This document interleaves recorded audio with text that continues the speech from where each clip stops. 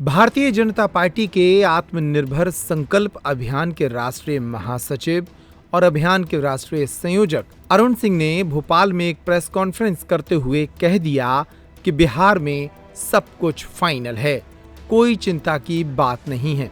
उन्होंने कहा, seat sharing हो चुकी है, जिससे महागठबंधन में घमासान मचा है। अरुण सिंह भोपाल में एक प्रेस कॉन्फ्रेंस के दौरान स्वदेशी के मंत्र को जनता तक पहुंचाने की वकालत कर रहे थे। भोपाल में पत्रकारों से रूबरू होते हुए उन्होंने कांग्रेस पर भी निशाना साधा और कहा कि यूपीए की सरकार में 2.5 लाख करोड़ रुपए का इंफ्रास्ट्रक्चर खर्च होता था, आज 12 लाख करोड़ रुपए का खर्च हो रहा है। कुल मिलाकर भारत की हैसियत और स्थिति बेहतर हुई है। उन्होंने कहा कि बिहार में मध्य प्रदेश के मुख्यमंत्री डॉक्टर मोहन यादव की डिमांड है। मोहन यादव का लाभ बिहार चुनाव में मिलेगा। सुनिए प्रेस कॉन्फ्रेंस से जुड़े कुछ अहम सवाल और उनके जवाब। बिहार में तो सब कुछ फाइनल हो गया, चिंता मत करिए, सब कुछ फाइनल है। कोई स्ट्रेटेजी होगी, अदर सब कुछ फाइनल, कोई चिंता नहीं। हम अपने सभी एनडीए के दलों को साथ में लेके चलते हैं। ये भारतीय जनता पार्टी की क्रेडिबिलिटी और क्रेडेंशियल है और सभी को प्रधानमंत्री मोदी जी पे भरोसा विश्वास है। देखिए, प्रधानमंत्री जी ने क्लियर कहा है, राष्ट्रीय अध्यक्ष जी ने भी कहा कि भारत में बनी हुई कोई भी वस्तु जिसमें भारत की मिट्टी की खुशबू आती हो और भारत के नौजवानों का, युवकों का पसीना बहा, वो सब स्वदेशी है। बताना चाहते हैं कि समाज के लोग, हर व्यक्ति इस बात का संकल्प ले, संकल्प पत्र भरवाने का काम कर रहे हैं कि सब संकल्प ले कि हम स्वदेशी वस्तुओं का उपयोग करेंगे और इस भाव के साथ उपयोग करेंगे कि अगर देश की स्वदेशी वस्तुएं, लोकल वस्तुएं उपयोग करते हैं तो कहीं न कहीं एक युग को हम रोजगार देने वाले हैं, इस पवित्र भाव के साथ। जी नहीं, सीट शेयरिंग हो चुकी है, सब कुछ हो चुका है, सभी नेताओं के बयान आ गए हैं, इसलिए एनडीए में चिंता मत करिए, हमारा ट्रैक रिकॉर्ड बहुत अच्छा रहा। यह तो महागठबंधन में यूं फाइटिंग हो रही है, अभी आगे देखिए क्या होता है। कांग्रेस और आरजेडी में बहुत घमासान है साहब। देखिए, कुल अंतर नहीं है, इतना है कि गांधी जी ने जहाँ खादी और स्वावलंबन सादगी का उन्होंने आह्वान किया था, हमारे पंडित दीनदयाल उपाध्याय जी जो हमारे प्रेरणा स्रोत है, उन्होंने भी इस बात को कहा था कि भारत की अर्थव्यवस्था का आधार स्वदेशी होना चाहिए।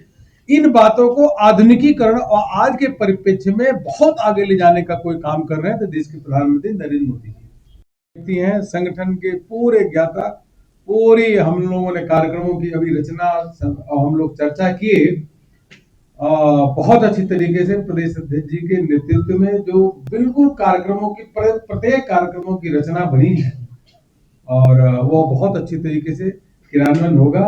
मध्य प्रदेश सदैव संगठन के क्षेत्र में, सांगठनिक दृष्टि से देश में एक अव्वल प्रदेशों में भारतीय जनता पार्टी उसकी गणना करती है और आगे भी रहने वाला। बहुत बहुत धन्यवाद। मैं सादर प्रणाम करता हूं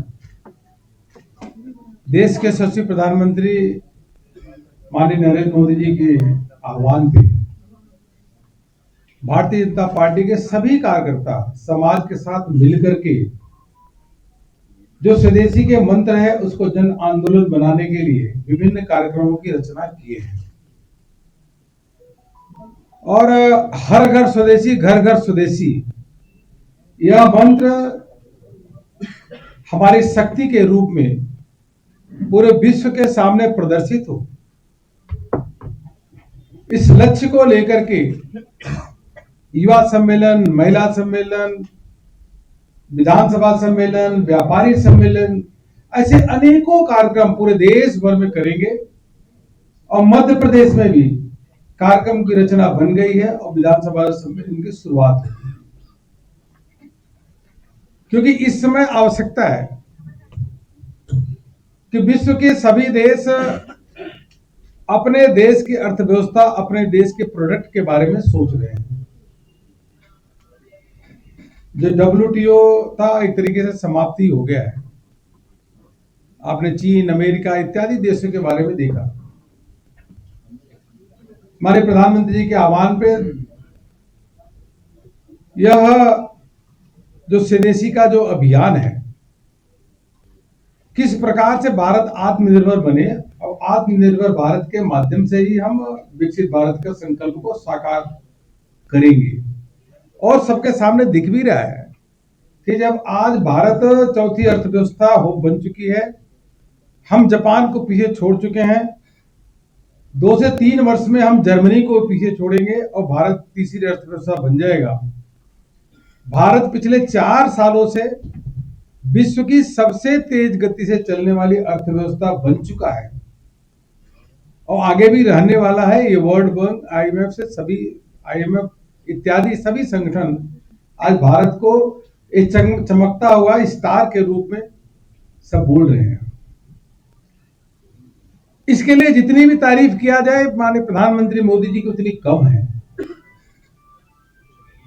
क्योंकि जब देश आजाद हुआ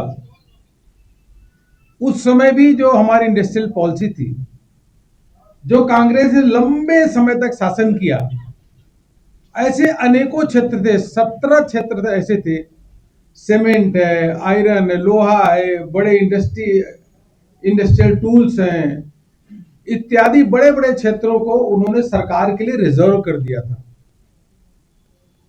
धीरे धीरे 1991 लिबरलाइजेशन, ग्लोबलाइजेशन का दौर आया तो इन चीजों को एक प्राइवेटाइज किया गया, लेकिन फिर भी कांग्रेस का लंबा समय उसके बाद भी जो शासन रहा है, उन्होंने कभी भी देश की इंफ्रास्ट्रक्चर किस प्रकार से अच्छी होनी चाहिए उसके बारे में कभी चिंता नहीं की। देश की अर्थव्यवस्था कैसे मजबूत होनी चाहिए कभी चिंता नहीं की। देश का एक्सपोर्ट कैसे बढ़े कभी चिंता नहीं की।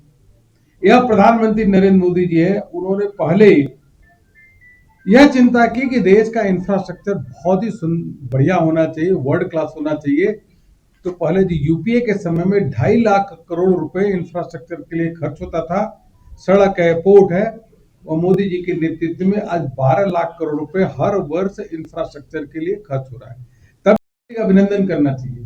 34 गुना डिफेंस एक्सपोर्ट बढ़ गया और डिफेंस एक्सपोर्ट अभी धीरे धीरे करके और डिफेंस कॉरिडोर के बाद भारत और मजबूत होगा। मित्रों, एक चीज और आपको कहना था, कैसे भारत आत्मनिर्भर बनेगा। जो टीवी में चिप लगती है, टेलीविजन में, कंप्यूटर में चिप लगती है, मोबाइल में चिप लगती है, गाड़ी में चिप लगती है। कोई कल्पना कर सकता था देश की आजादी के बाद कांग्रेस ने शासन किया, ये कभी सोचा नहीं, कभी क्रियान्वयन नहीं किया कि सेमीकंडक्टर की यूनिट भारत में लगनी चाहिए।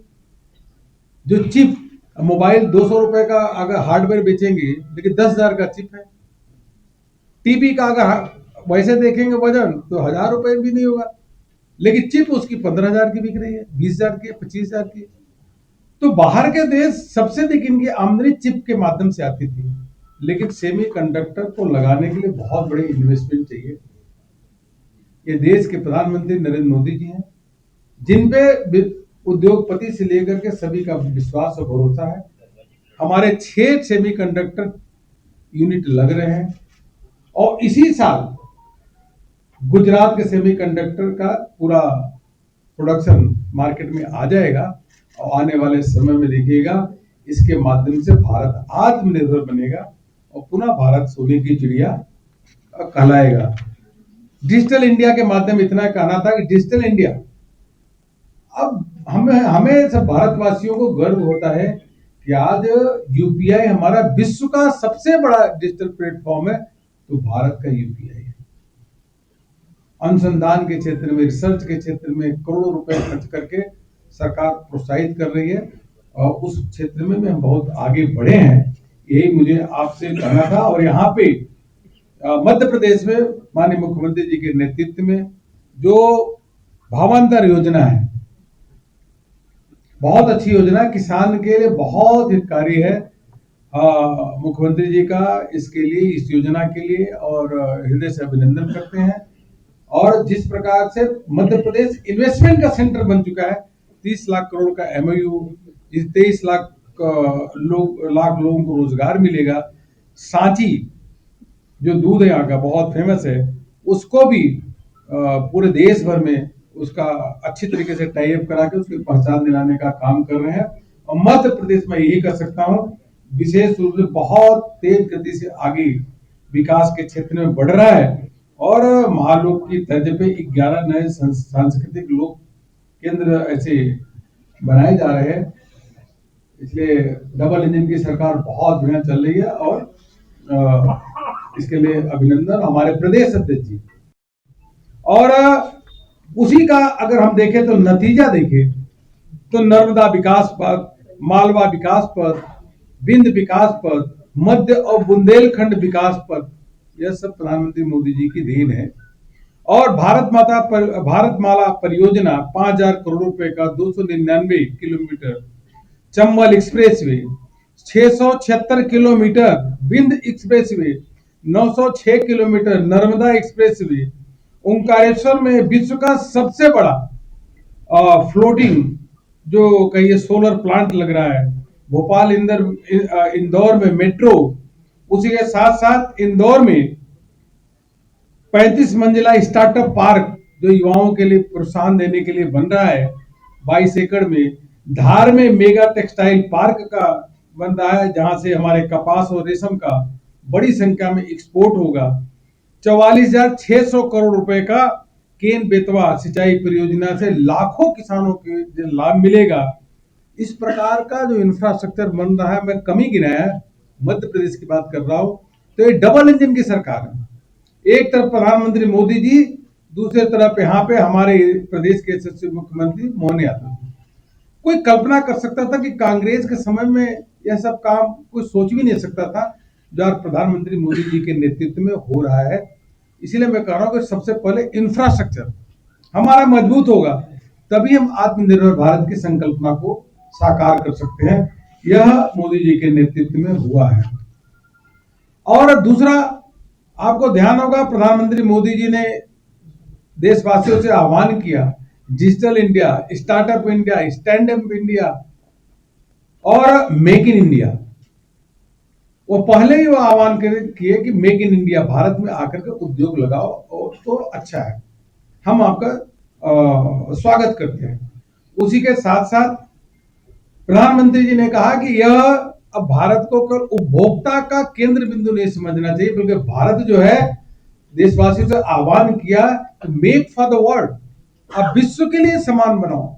और उसी का नतीजा है कि आज जो हमारे यहाँ मोबाइल कंपनियां हैं, पहले हम मोबाइल इंपोर्ट करते थे, आज विश्व में सबसे अधिक दूसरे नंबर पे अगर मोबाइल का मैन्युफैक्चरिंग होती है तो भारत में होती है, और विश्व में मोबाइल के एक्सपोर्ट में तीसरा कोई देश है तो भारत है। कभी कोई कल्पना नहीं कर सकता था कि इस प्रकार की चीजें भारत में होगी।